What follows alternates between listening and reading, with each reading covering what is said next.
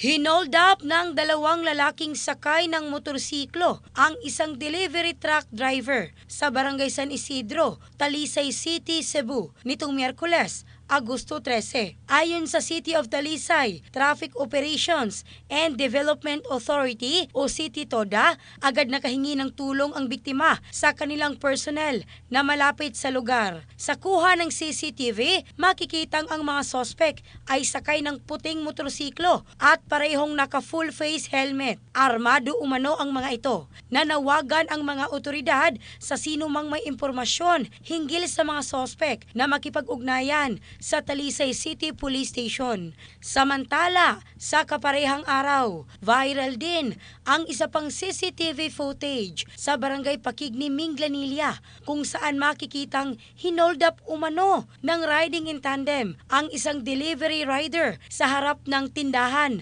ng uploader. Ayon sa kanya, maswerte na lamang at hindi dinamay ng mga sospek ang kanyang lola. Kapansin-pansin na magkapareho ang suot ng mga sospek sa dalawang magkaparehong insidente. Patuloy ang investigasyon ng pulisya. In the heart of changing lives, ako si Michelle Craste ng Brigada News Philippines, the Music and News Authority.